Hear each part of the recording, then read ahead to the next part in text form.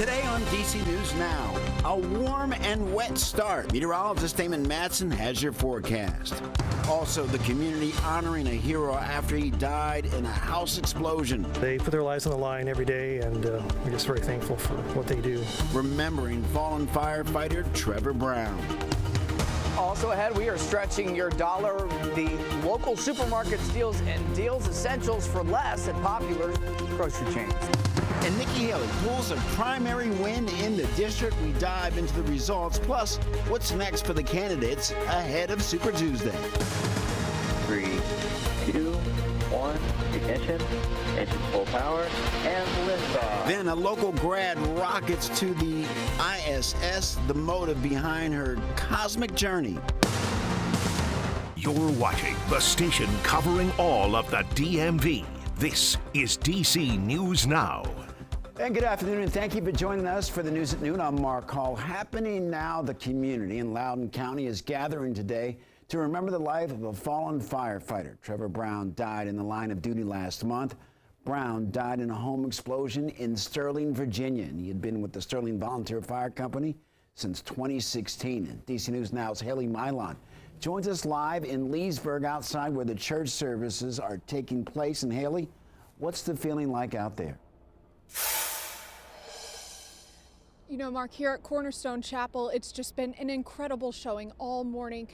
Folks from about 50 different agencies coming here, convening in Leesburg to honor the extraordinary life of Marine Corps veteran and Sterling volunteer firefighter Trevor Brown. You can see the ceremony's going on inside right now, but here we have so many, just dozens of first responders waiting for the procession out of the chapel.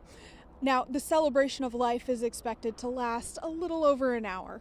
45-year-old Trevor Brown was responding to a gas leak at a home in Sterling when the home exploded.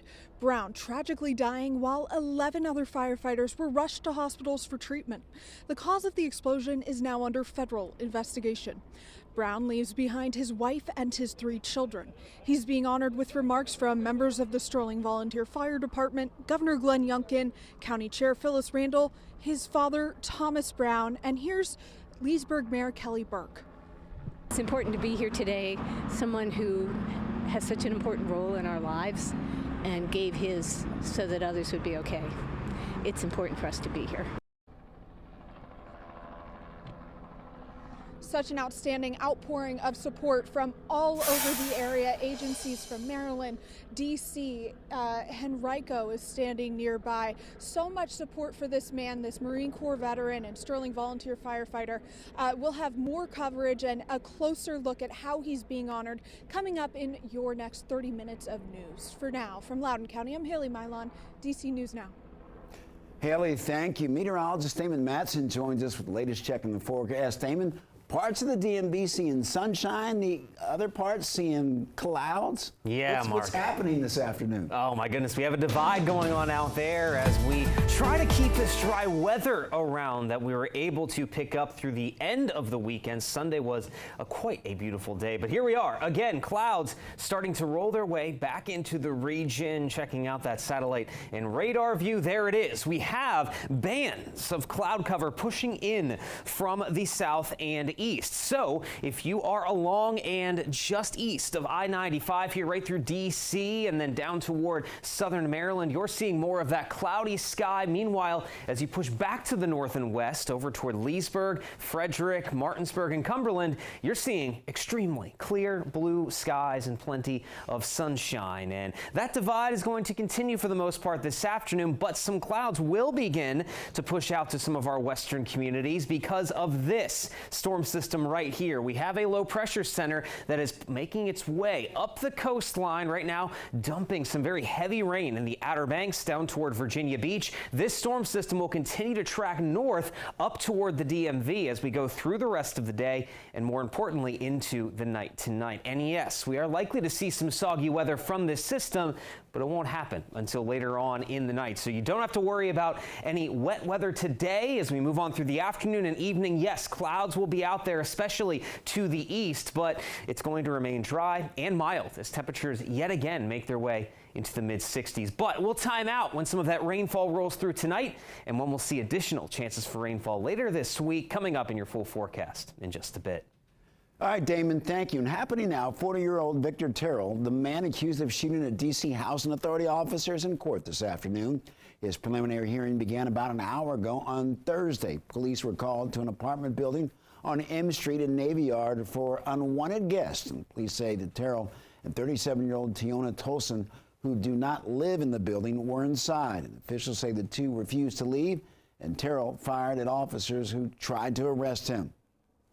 Well, it's day 12 of the Fairfax Connector bus strike, and union workers are still calling for better pay and better benefits from their contractor, Transdev. Bus service also remains suspended for the 12th day. Yesterday, Transdev and union leaders met for negotiations but could not strike a deal. They will meet again tomorrow. And the Montgomery County Council is holding several committee meetings today to discuss budget issues. And earlier this morning, the Public Safety Committee reviewed the Emergency Operations Plan, which directs the response to emergencies and disasters. Well, that committee also reviewed the County Police Department's projected 6-year budget plan. And at 1 o'clock, about less than an hour from now, a joint meeting will be held to discuss updates to the Tacoma Park Master Plan, which works to improve quality of life in that area. We added perspectives to the Sentencing Commission that was responsive to colleagues and what the community was asking for. We're adding additional studies for determining trends of homicide perpetrators. D.C. Councilmember Brooke Pinto announcing last-minute amendments to the Secure D.C. plan ahead of Council's vote, which is expected tomorrow. Legislation combines previous crime bills into one omnibus act. Well, the plan focuses on strengthening carjacking laws, creating drug-free zones, and increasing police powers in the district. The bill has gotten unanimous committee support. Meanwhile, for the second month in a row, crime is down in the district, and it includes a big drop in homicides compared to a year ago. But despite the improving numbers, people in the district still say they don't feel safe and more needs to be done. DC News Now's Leonard N. Fleming has more from community leaders. Everyone says they're delighted to see lower crime numbers, but acknowledge that D.C. still has a crime problem. And crime, they say, is still being felt everywhere, even if the numbers don't show it. The city is in crisis. Kathy Henderson, an advisory neighborhood commissioner in Northeast D.C., says people are still afraid, even with crime down in the district. We shouldn't get overly excited about numbers because we're really talking about year-to-date totals, and they can be misleading. According to D.C. police, homicides are down 31% and violent crime 10%. It's a much different story from last year when violent crime spiked 39% and homicides were at its highest levels in 20 years. Wait until the weather becomes 70 degrees and higher every day. That is going to be the true test of whether or not our numbers are really down. So we should not be lulled into a false sense of security. And certainly nobody is happy with the year that we had last year. Mayor Muriel Bowser says her administration heard loud and clear from the public about its crime problems. So the bottom line is we're trending in the right direction, and now is not the time to take our foot off the gas. Henderson, who along with other advisory neighborhood commissioners are meeting with the mayor over the weekend to discuss crime, says she isn't so sure that the numbers are telling the whole story. We are still not safe. The mayor told me that she expects her crime bill, which goes before City Council next Tuesday, to pass, and that focuses primarily on open-air drug markets and retail theft, among other initiatives. Reporting from Chinatown, Leonard N. Fleming, DC News Now, back to you. All right, Leonard, thank you. In Prince George's County, a nonprofit is impacting the lives of hundreds of families in need. The organization Everlasting Joy Foundation provides clothes and food 3 times a week. Saturdays are the biggest turnout, where nearly 300 people show up. And the organizer tells us that her faith inspired her to give back, and she enjoys seeing the lives that she's impacting. I want to be happy. I wanted to go back home rejoicing. It's only God that can provide for our provisions, and whenever they come, I'm always happy giving back to them whatever they need. It's not only food that we are giving them. They can come here and get furniture, anything. They know that Everlasting Joy, whatever they want, we got it.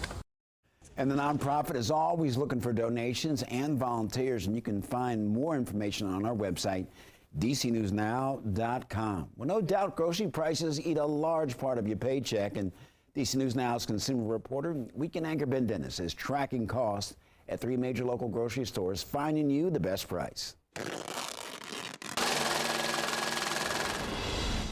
continue to track 10 grocery essentials for DMV families, looking at prices between Walmart, Giant, and Safeway and sizing them up all together. So why are we price checking? Well, the USDA said grocery prices rose 5% last year when meats, dairy, fats, and oils got more costly. Meantime, they say that food prices have increased 25% over the past 4 years.